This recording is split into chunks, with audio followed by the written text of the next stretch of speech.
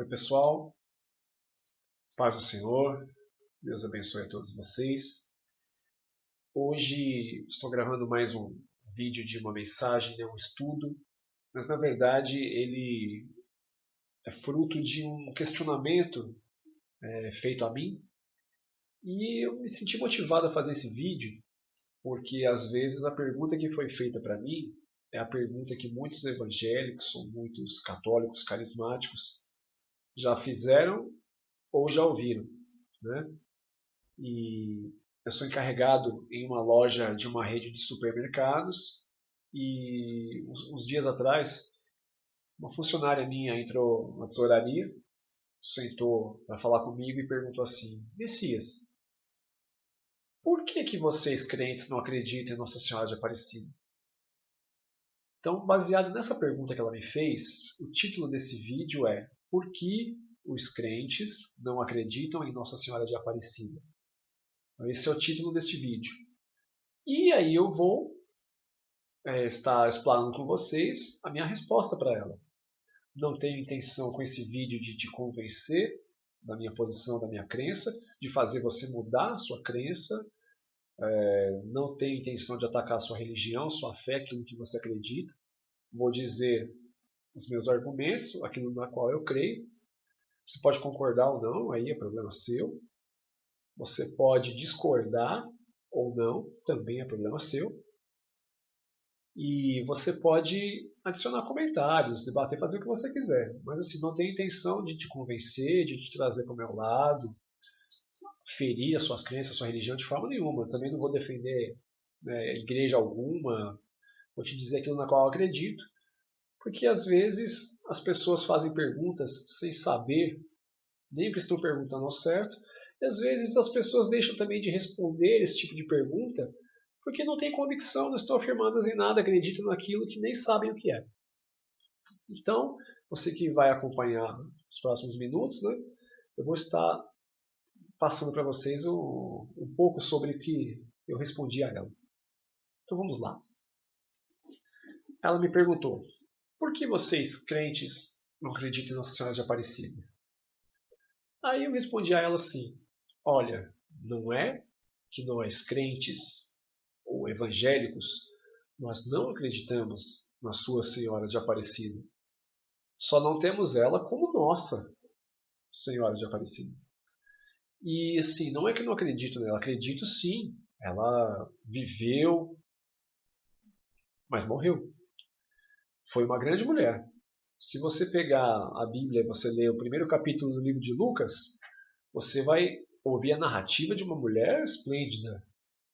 Uma mulher simples, batalhadora, honesta, fiel, crente em Deus, temente a Deus e que passou uma barra pesada. Quando o anjo apareceu a ela e anunciou as boas novas, disse que ela seria mãe do Salvador, que do ventre dela nasceria, mediante a virtude do Espírito, nasceria o Salvador, Jesus Cristo. Imagine você uma mulher que está noiva, uma mulher que é judia, que tem tradições tão rigorosas, quanto a sexualidade, purificação, virgindade, casamento. Imagina como é que uma mulher dessa chega para o noivo, no caso José, estava esperando ainda para casar com ela. Imagina como é que ela chega para ele e fala, olha José, um anjo apareceu para mim, eu estou grávida. O que você faria no lugar dela? Ou o que você pensaria no lugar de José? Então sim, eu acredito que ela nasceu, viveu e morreu. E enquanto viveu foi uma mulher fantástica, esplêndida. Mas foi uma mulher comum. Aí você fala assim, não, mas ela é a Maria, a mãe de Deus. Ok, biblicamente você está correto. A partir do momento que nós partimos do princípio que Jesus é um com o Pai, que Jesus é Deus, que Deus é Jesus, na crença, baseado na crença da Santíssima Trindade, o Pai, o Filho e o Espírito Santo, que estavam reunidos ali numa mini conferência, quando chegaram à conclusão de que façamos o homem com a nossa imagem conforme a nossa semelhança. Sim, ela é Maria, mãe de Deus, foi mãe de Deus enquanto foi mãe de Jesus, enquanto Jesus esteve vivo. E principalmente enquanto ela esteve viva. Passou daí, Acabou. Ah, mas como assim? Olha, eu sou evangélico. O que nos denomina evangélicos é o fato de crermos, vivermos segundo o Evangelho. Por isso somos evangélicos. E eu acredito, né, a minha crença, a minha fé, os ensinamentos e as doutrinas e as minhas convicções, aquilo pela qual eu tomo como norte para a minha vida, são baseados no que está escrito no Evangelho. Quais são as informações que o Evangelho me fornece acerca da existência de Maria? Essas que eu te passei, certo? Você vai encontrar mais algumas informações sobre Maria no livro de João, por exemplo, nas bodas de Caná, quando no meio da festa de casamento acaba o vinho e ela, né, se move de compaixão pela situação dos noivos, e aí ela pede para Jesus dar uma forcinha ali, né, e aí Jesus transforma a água em vinho, você já conhece a passagem. Depois você vai ver falar sobre Maria novamente no livro de Mateus, quando ela tenta falar com Jesus, junto com seus irmãos, que aí já são os filhos que ela teve após o nascimento de Jesus, o que fez com que ela não fosse mais virgem, ok? E também no ato da crucificação, né, que ela chora e Jesus, né, da cruz fala para ela, mulher, né, não chore, né, e aí os irmãos de Jesus, né, carnalmente falando, consolam ela. Ela vai ser citada em algumas situações, né. Então ela foi uma mulher extraordinária, aguentou uma barra, né, um certo preconceito, uma desconfiança, até que o anjo aparecesse a José e revelasse que de fato ela realmente estava grávida, mas da virtude do Espírito Santo, né? Mas assim, a Bíblia não me fornece qualquer informação de que Maria vive até hoje, intercede por nós junto a Deus, está lá no céu, do lado de Deus Pai e Deus Filho, e fica ali trocando informações com eles e olhando por nós aqui embaixo e intercedendo, pedindo, né, sendo uma apaziguadora, uma conciliadora, de forma nenhuma. Eu creio no Evangelho, isso me torna evangélico, isso me define no que diz respeito à minha fé. Você pode acreditar ou não, eu estou acreditando no que a Bíblia está me fornecendo de informações. Não quero que você se convença, não quero te convencer, o problema é seu. Estou te dizendo aquilo na qual eu acredito, que é o que está escrito, e eu acredito no que está escrito no Evangelho, por isso sou evangélico. Ok? Mas, para não ficar nas minhas palavras, né, como costumam dizer, eu vou ler algumas coisas aqui para vocês que estão nesse Evangelho. Tá? Que qualquer carismático, católico, apostólico romano, ou apostólico grego, ou apostólico de qualquer região que Paulo e Pedro evangelizaram, por exemplo, Maria não está viva até hoje. Ela não está na sua forma celestial, como corpo celeste, como um espírito. Não, por quê? Simples, Hebreus. Abra aí no livro de Hebreus, se você que quiser, você que tiver assim a sua Bíblia, vou colocar na tela como de costume.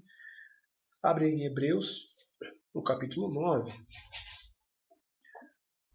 E aí a gente vai ler o verso 27 e o verso 28. Né, a carta que Paulo escreveu aos Hebreus. 9, 27 e 28. Diz assim: E como aos homens está ordenado morrerem uma vez, vindo depois disso o juízo, assim também Cristo, oferecendo-se uma vez para tirar os pecados de muitos, aparecerá a segunda vez sem pecado aos que o esperam para a salvação. Então, aos homens está ordenado morrerem uma vez, vindo depois disso o juízo. Quem morreu nessa vida terrena e carnal está morto, está esperando para ser julgado. Maria está nesse grupo, ok? Eu creio no que está escrito aqui. Então, a Bíblia em nenhum momento vai dizer que tem mais ninguém no céu. Ah, ela é intercessora, ela olha por nós. Não. Sabe quem é nosso intercessor? É o Espírito Santo. Aonde está dizendo isso? Vamos lá mais uma vez. Vamos agora abrir no livro de Romanos. Volto algumas páginas aí. Carta que Paulo escreveu à igreja de Roma. Romanos, capítulo 8, verso 26 e 27. Diz assim: E da mesma maneira também o Espírito Ajuda as nossas fraquezas, porque não sabemos o que havemos de pedir como convém, mas o mesmo Espírito intercede por nós, com gemidos inexprimíveis. E aquele que examina os corações sabe qual é a intenção do Espírito, e é ele que, segundo Deus, intercede pelos santos. Ok? Eu creio nisso que está escrito. Há sim o intercessor por nós, beleza. Mas é o Espírito que está contido na Trindade, Pai, Filho e Espírito Santo. Então, se há alguém que intercede por nós, é o Espírito. E Deus conhece as intenções do Espírito. E Deus ouve que o Espírito intercede acerca de nós. Ah, mas então ela é uma mediadora, uma apaziguadora, como tantos outros santos aí que são considerados, né? São Benedito, São Pedro, Santo Antônio, São Judas Tadeu, Santo, sei lá, Agostinho, eu não sei, 65 mil santos aí considerados santos. Primeiro que a palavra fala que todos nós somos santos. A partir do momento em que somos remidos, lavados pelo sangue de Cristo, somos santificados. Então eu sou tão santo quanto qualquer um desses que eu acabei de falar. Você, dependendo da sua crença, da sua religião, da sua fé, também é. Segundo, né, que quem é mediador? Nós precisamos pegar atalhos. A palavra fala que eu posso entrar no meu secreto, ajoelhar no meu quarto ali, no meu oculto e orar ao Pai. Ok. Eu tenho acesso livre ao Pai graças ao sacrifício de Jesus, que fez o véu do templo se rasgar e não houve mais divisão entre a presença de Deus e a minha oração, a minha súplica. Então, não existe mais separação. Nós podemos orar, temos livre acesso ao Pai, Ele ouve nossas orações e responde segundo a sua vontade. Não existe mediador. Eu não preciso pedir em oração para que Maria, Francisco, João, Tadeu, Lucas, Pedro peçam o que eu estou pedindo ao Pai. Ô Pai, ouve lá o que ele está dizendo e atende ele. Não. A Bíblia não me fornece isso. Existe um mediador. Quem é esse mediador? Vamos voltar para esse livro interessante chamado Bíblia. 1 Timóteo, capítulo 2. Timóteo não é muito fácil de achar, não. Então, pega aí, você está em Romanos, então continua mais um pouquinho. Você vai passar Filipenses, Colossenses, 1 Tessalonicenses, depois 1 Timóteo, capítulo 2, versos 5 e 6. Porque há um só Deus e um só mediador entre Deus e os homens, Jesus Cristo, homem, o qual se deu a si mesmo em preço de redenção por todos, para servir de testemunho a seu tempo. Então, portanto, há um só mediador entre Deus e os homens. Então, quem intercede por nós? Há um, o Espírito.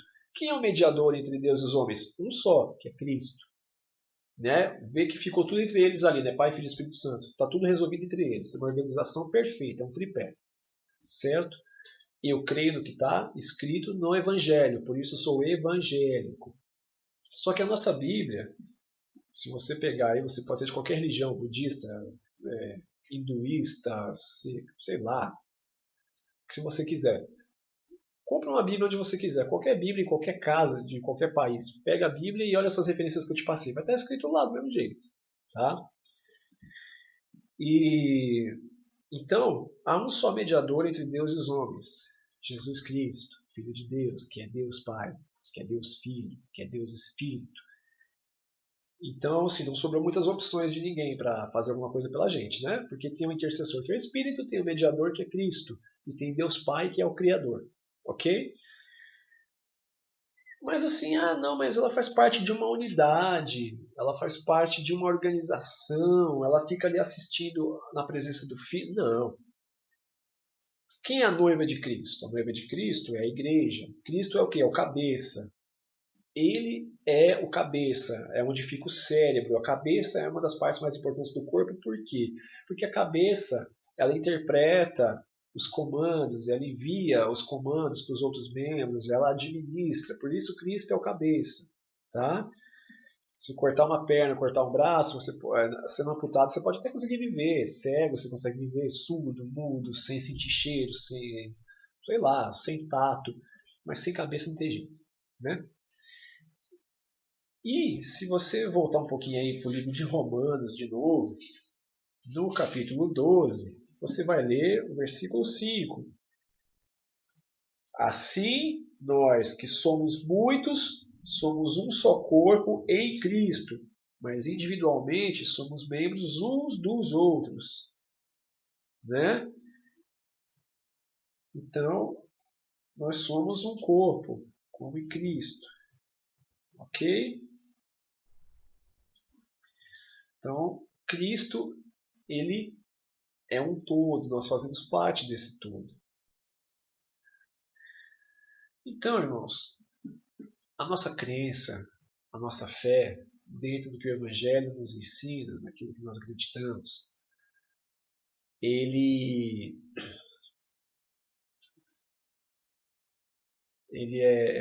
o Evangelho ele é muito focado em algumas situações e ele se faz passível de interpretação para qualquer um que lê. Mas você não pode desprezar as informações. Se você olhar o que Deus disse desde o início do tempo, quando ele passou as leis, ele fala, não adorarás a outros deuses, adorarás somente a Deus e a ele prestarás culto.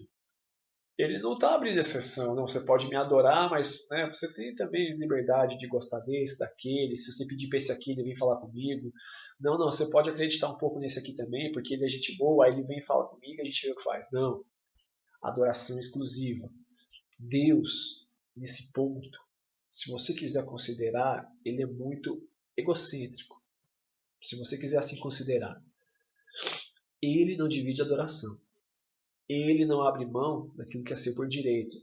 Ele não abre mão do seu direito de ser adorado, porque ele criou tudo. Sem ele não haveria nada. E por isso ele fala, não adorarás a outros deuses. Adorarás somente ao Senhor teu Deus e a ele prestarás culto. Tá? Então não tem exceção. Porque tem gente que adora mais esses seus próprios mediadores ou intercessores do que a Deus. Eu sou devoto desse, sou devoto daquele, eu acredito nessa, eu tenho medalhinha dessa. Beleza. Aí é o que eu respondi para minha funcionária, que ela falou assim, mas eu tenho fé porque os meus pais me ensinaram assim, porque foram ensinados pelos meus avós, isso é a tradição de família, eu sou de uma família católica, e eu tenho fé, eu acredito na Senhora de Aparecida. Eu falei, excelente, eu respeito a sua fé. Não estou dizendo que você está errada. Estou dizendo que para mim a sua crença não serve, porque cientificamente e literalmente não tem argumentos para eu acreditar no que você está dizendo.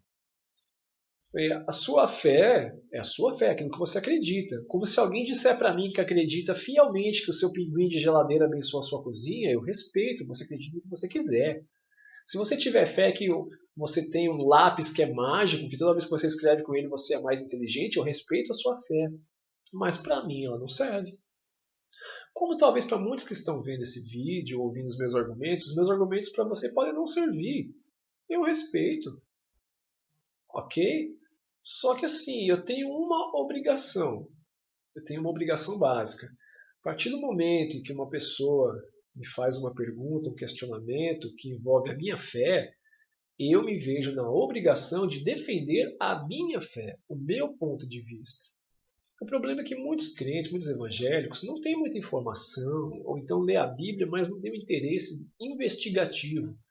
E aí as pessoas lhe fazem perguntas, ele fala assim, não, porque nós cremos que é pecado adorar outros deuses, porque só existe um Deus, porque senão vocês são idólatras. Gente, não é isso. Nós temos também, como crentes, como evangélicos, nós temos que saber conviver com todos de forma pacífica, respeitosa e amorosa. O fato da pessoa acreditar em alguma coisa diferente de você não torna seu inimigo, seu desafeto. Não. Mas se alguém me perguntar por que você não acredita em Maria, você tem que saber responder. Você tem que ter base para dizer no que você acredita, sem que isso ofenda a fé da pessoa. Ela disse, mas eu acredito em Maria, tenho fé, ela é minha padroeira, eu sou devota, e eu já orei para ela e aconteceu isso, eu fui curada, e meu avô tinha um problema no coração, melhorou. Você acredita? É a sua fé? Excelente. vai até o ponto em que ela te servir. Se para você está ótimo, quem sou eu para dizer que a sua vida não está bem com a sua crença? Para mim, não serve. Eu não acredito. Porque eu acredito nas informações contidas no Evangelho, com base experimental na minha vida. Ok? Todo brasileiro praticamente, né, a grande maioria esmagadora, é um híbrido. Ele é um mestiço de católico com qualquer outra coisa. E eu nasci num berço que era mestiço, de crenças católicas com crenças umbandistas. Acredita-se muito no que o catolicismo prega, né, o catolicismo carismático, né, o apostólico romano, né, da Igreja Católica, dos padres, bispos, arcebispos, cardeais, papas, etc. Mas tinha uma raiz de crença no umbandismo, que tem algumas semelhanças, né, apesar de ser africano. E assim, por muitos anos eu acreditei naquilo porque minha mãe me ensinava que aquilo era certo, que ela seguia aquilo, ok, mas até um certo tempo de vida, eu só ia numa igreja católica assistir missa quando era a morte de alguém. Fiz catecismo, acho que em pouquíssimo tempo, porque assim, eu de natureza sou um controverso, um contraditório, sou um questionador. E nada assim me convenceu muito, porque ficava muito fantasioso. A crença fica muito baseada naquilo que você não vê. A fé, na verdade, é isso, né? A fé, na verdade, é aquilo que você não vê. Você crer em algo que você não vê, que você não ouve, que você não toca, por assim dizer, né? Mas eu encontro na Bíblia e no Evangelho argumentos e provas literais, científicas e históricas que fortalecem aquilo na qual eu acredito e me convencem que estou certo em não acreditar nas coisas que eu deveria acreditar quando me disseram, né? Então eu disse só a ela, foi respeito à sua fé, você pode acreditar no que você quiser, eu não vou gostar menos de você por isso. Mas para mim não serve a sua fé. Para mim os seus argumentos não servem, até porque você não tem argumentos. Você acredita porque alguém te disse que é certo e você segue para não desobedecer sua família. Ok, se eu sigo a minha vida, você segue com a sua. Mas assim, eu acredito em algumas coisas, como por exemplo, quem está no céu olhando por nós? Deus no seu trono e Jesus à sua direita. Quem me diz isso? O Evangelho. Marcos 16 e 19. O que fala lá em Marcos 16 e 19? Olha aí, ora, o Senhor, depois de lhes ter falado, foi recebido no céu e assentou-se à direita de Deus. Ok? Mais um aí. Vai lá, Hebreus de novo. Aí se abre no primeiro capítulo aí. Hebreus, capítulo 1, verso 3. O qual, sendo o resplendor da sua glória e a expressa imagem da sua pessoa, e sustentando todas as coisas pela palavra do seu poder, havendo feito por si mesmo a purificação dos nossos pecados, assentou-se à destra da majestade nas alturas. Para quem não sabe, destra vem de destro, que vem de direito. Então, Jesus está à direita de Deus. Quem está do lado esquerdo? Cara, sei lá. Né? Ali, se você for fazer uma análise do que é a glória de Deus, você vai ver serafins, né? Ao redor do trono, enfim. Mas não existem informações dizendo que Maria esteja lá, por exemplo. Porque Maria está aguardando o juízo. Agora, tem uma informação que de repente você pode não gostar do meu ponto de vista, da minha explicação. Mas Jesus, ele, num certo momento, já no seu ministério, ele já sendo Deus homem, homem Deus, Jesus já conhecia a intenção dos corações e sabia fazer uma leitura espiritual e ver o coração das pessoas e suas práticas. Tanto que em muitas situações que os fariseus, os saduceus, ali, os amorreus, questionavam Jesus, Jesus sabia a intenção dos seus corações. Muitos pecadores, quando chegaram para Jesus para lhe pedir uma bênção, Jesus conhecia-lhes o coração e por isso lhes concedia a bênção. Então, eu creio que Jesus, sendo Deus, sendo homem, homem Deus e Deus homem, ele conseguia interpretar as intenções do coração e analisar as obras das pessoas, apenas de olhar. Chega um momento que Maria e os irmãos de Jesus, né, que ela já teve no casamento com José após Jesus nascer, o que descaracterizou ela como virgem, né, porque só teve Jesus sendo virgem. O restante ela fez da maneira convencional. Num certo momento, Jesus nega-se a falar com eles. Vamos ler primeiro. Né? Olha aí, Mateus. Mateus é fácil de achar, né? Vai no meio da Bíblia, vem vindo um pouquinho para frente. Mateus 12.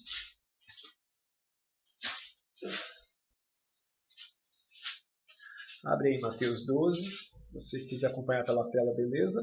Mateus 12. Vamos ler do 46 até o 50. Mateus 12, 46 ao 50. E falando ele ainda à multidão, eis que estavam fora sua mãe e seus irmãos, pretendendo falar-lhe. E disse-lhe alguém: Eis que estão ali fora tua mãe e teus irmãos, que querem falar-te. Porém ele respondendo, disse aos que lhe falara: Quem é minha mãe? Quem são meus irmãos? E estendendo a mão para os seus discípulos, disse: Eis aqui a minha mãe e meus irmãos. Porque qualquer que fizer a vontade de meu Pai, que está nos céus, este é meu irmão, irmã e mãe. Aí você olha assim e fala assim, Jesus, no seu ministério, começou a fazer milagres e ensinamentos, subiu para a cabeça e esqueceu a família. Eu creio que Jesus sendo Deus, Jesus sendo divino, conhecia-lhes as intenções do coração e as obras. E talvez naquele momento em que a sua família estava ali esperando a multidão para falar com ele conhecendo as obras e a intenção do coração, viu que talvez eles estivessem no caminho tanto quanto afastado de Deus. Talvez eles estivessem já há um tempo sem adorar a Deus, né? Talvez estivessem um tempo já sem fazer a vontade de Deus. Eu creio, eu acredito, minha fé e minhas convicções acreditam que Jesus, conhecendo-lhes a intenção do coração, negou falar com eles, porque talvez as suas atitudes ou sua vida estavam um pouco descarrilhadas em relação àquilo que ele pregava e ensinava. Então, veja bem, estamos falando da mesma Maria, né, que foi uma mulher que passou por uma prova muito grande, mas foi escolhida por Deus para ser a mãe do Salvador. E Jesus, num dado momento, nega-se a falar com ela porque entende que ela não tem feito a vontade do Pai. Porque no último versículo, no versículo 50, ele fala: Porque qualquer um que faz a vontade do meu Pai, esse é minha mãe, meu irmão e meus irmãos. Subentende-se então que ele não quis falar com a sua família porque entendeu que eles não vinham fazendo a vontade do Pai. Né? É uma questão literária, é interpretação, é leitura bíblica. E aí, mas aí tem gente que fala assim: mas eu acredito em Maria, eu acredito que eu acreditando nela, eu acredito que sendo devoto alcanço bênção. Ok, então como eu sou evangélico, eu vou te dar argumentos do evangelho. Vamos lá, João 14,6, acho que esse você sabe até de cabeça. João 14,6, olha no que eu acredito aqui. João 14,6, disse-lhe Jesus: Eu sou o caminho e a verdade e a vida. Ninguém vem ao Pai senão por mim. Ele é muito específico. O caminho é um e é ele. Você tem que acreditar nele. Sabe o que eu acho mais interessante? É que há um tempo atrás eu assisti um vídeo do padre Fábio de Mello dando um sermão. Vai lá no YouTube e procura esse vídeo lá. Padre Fábio de Mello fala sobre Maria. Onde ele está dando um sermão para a igreja católica, ele é padre, lógico. Ele fala assim, olha, eu tenho percebido que tem se dado muito foco a Maria, mas esquecendo que quem morreu por nós, pelos nossos pecados na cruz, foi Cristo. E ele tem tido menos valor do que Maria nas nossas igrejas. Quem morreu e derramou sangue foi ele. Olha só, é um padre falando isso. Você tem visto falar um pouco dele na mídia nesses últimos meses? A igreja deu uma geladeira violenta nele. Ele foi encostado. Por quê? Porque ele teve a ousadia de falar o que o Evangelho diz. Ele está simplesmente afirmando as informações que há no Evangelho. Que Jesus é que tem o valor, ele que realmente tem a importância como Salvador. Né? Aí fala assim, mas eu acredito na oração da Virgem Maria, né, que chama Ave Maria. Até o ave é uma expressão romana, né, para Ave César, né, que é uma idolatria, uma saudação a uma grande personalidade, uma celebridade, né, uma grande figura, uma liderança, né, uma referência. Que fala lá, né, Ave Maria cheia de graça, o Senhor é convosco. Até eu concordo, Deus realmente foi com Maria. né, quando ela passou essa situação e durante a sua vida, né, deu graça para que ela fosse uma grande mãe e educasse o Salvador do mundo e lhe criasse com educação, com honestidade, humildade. Deus realmente foi com ela naquele momento. Bendita sois vós entre as mulheres, bendito é o fruto do vosso ventre, Jesus. Essa parte eu concordo, só que essa parte, na verdade, foi tomada de um trecho bíblico, de uma expressão que Isabel, quando estava grávida de João, aquele mesmo, né, o João Batista, foi uma expressão que ela disse para Maria quando Maria entrou. Vamos ler? Lucas, no capítulo 1. Aqui está chovendo bastante. Esse barulho que vocês estão ouvindo de fundo é a chuva. Apertou legal agora. Lucas, capítulo 1. Eu queria ler com vocês o verso 35, que é quando o anjo apareceu para Maria e anunciou que ela seria a mãe do Salvador. 35. E respondendo o anjo, disse-lhe: Descerá sobre ti o Espírito Santo, e a virtude do Altíssimo te cobrirá com a sua sombra.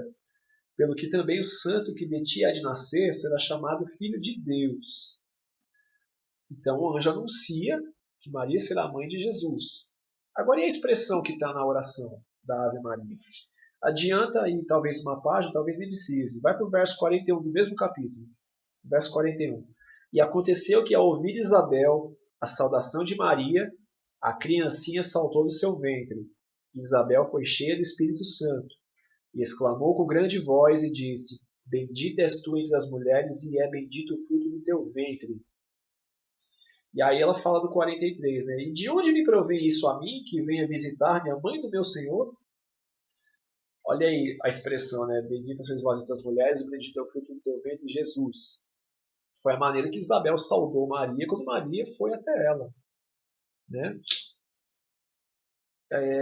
Santa Maria, Mãe de Deus, tudo bem, ela foi santa, enquanto ela era virgem santificada para ser mãe do Salvador. Mãe de Deus ela foi, sim, enquanto Jesus foi homem, Deus homem, e estava vivo entre nós, até o ponto em que ela morreu. Rogai por nós pecadores, não tem como, porque ela morreu, então ela não pode rogar por mais ninguém. Agora é na hora de nossa morte. Piorou, porque hoje nós estamos no século 21. Ela já morreu, né? Lá anos atrás. Então não tem como ela rogar por mais ninguém, nem agora e nem quando a gente morrer. Até porque não é função dela também. Né? Nós já falamos sobre o mediador, que é Cristo, e o intercessor, que é o Espírito Santo. Então, assim, isso é naquilo em que eu acredito. Agora, essa questão de Jesus ser o fruto, né, do ventre da mulher, isso é uma profecia. Né? Vocês conhecem a passagem de Adão e Eva, né, que a serpente ela induziu Eva ao erro e Eva induziu Adão ao erro, e Adão se justificou dizendo que a culpa era de Deus, que deu uma mulher para ele e ela convenceu ele. Qual foi a punição de Deus? Porém, inimizade entre a serpente e a mulher, e o fruto da semente da mulher, né, pisará a cabeça da serpente e a serpente lhe ferirá o calcanhar. Onde é que está isso? Gênesis 3, capítulo 15. Gênesis 3, vamos ler o 15. Diz assim: E porém inimizade entre ti e a mulher, e entre a tua semente e a sua semente. Esta te ferirá a cabeça, e tu lhe ferirás o calcanhar. Aqui Deus está dizendo para a serpente, né? Que ele vai pôr inimizade entre a mulher e a serpente e a descendência das duas. A descendência da serpente quem é? A descendência maligna, o diabo. A descendência da mulher quem é? É Jesus. Por quê? Porque aqui Deus fala que da semente da mulher vai nascer um que vai ferir a cabeça da serpente. Mas, né, dentro da matéria de biologia, na genética, mulher não tem semente. Quem tem semente é o homem, chama-se sêmen, espermatozoide. Mulher por si só não gera, mulher só tem o óvulo, ela fecunda. Só que como a virtude do Espírito desceu sobre a mulher, ela gerou sem a necessidade da semente do homem, por isso é chamada de a semente da mulher. Aqui Deus já estava predizendo que a mulher virgem teria um fruto de si mesma pela virtude do Espírito Santo e geraria sem o contato com o homem. Por isso que Maria, virgem, foi mãe de Jesus, engravidou e deu à luz. Tá? Então, eu acredito nisso, é o que o Evangelho está me dizendo. Eu acredito nas informações que estão na Bíblia. E aí se cumpriu lá em Lucas 1,35, né, que o anjo veio e disse para Maria que né, a virtude do Espírito desceria sobre ela e ela geraria, né, o Salvador no mundo. Então essa profecia de Gênesis 3,15 se cumpriu em Lucas 1,35. Então foi isso que eu respondi para ela, para minha funcionária, quando ela perguntou por que a gente não acreditava em Nossa Senhora de Aparecida. Então assim, eu defendi as minhas convicções, respeito à fé dela, ela continua acreditando nas coisas que ela acredita, eu continuo acreditando nas coisas que eu acredito. Convivemos bem, né? Não pelo fato de ela ser minha funcionária, mas porque eu respeito. E assim, qualquer um que me disser que acredita em qualquer coisa, eu respeito. Isso não muda as minhas convicções, a menos que alguém me prove que eu estou errado, que me apresente argumentos, experiência. Né? Se tiver teorias, tem que ter taxa de amostragem. Né? Tem que ter amostra para comprovar que uma teoria ela pode ser concretizada como, a princípio, é apenas especulação, é tese. Né? Então, é por isso que os crentes não acreditam em Nossa Senhora de Aparecida. Nós acreditamos que ela foi uma mulher, assim como você, mulher, pode estar assistindo, como minha mãe é mulher, que nasceu, está vivendo, um dia morre. Nada além disso. Tá? Eu agradeço a você que assistiu esse vídeo, né, no meu canal do YouTube, ou na minha página do Facebook, ou no meu blog. Se você tiver vontade, quiser comentar alguma coisa, só não coloca nada ofensivo, não coloca palavrão, porque eu não estou desrespeitando ninguém. Estou apenas defendendo as minhas convicções porque eu fui perguntado. É aquele negócio, se ninguém perguntar, não preciso responder, mas já que me perguntaram, eu tenho que responder. Né? E até o próximo vídeo, se Deus quiser.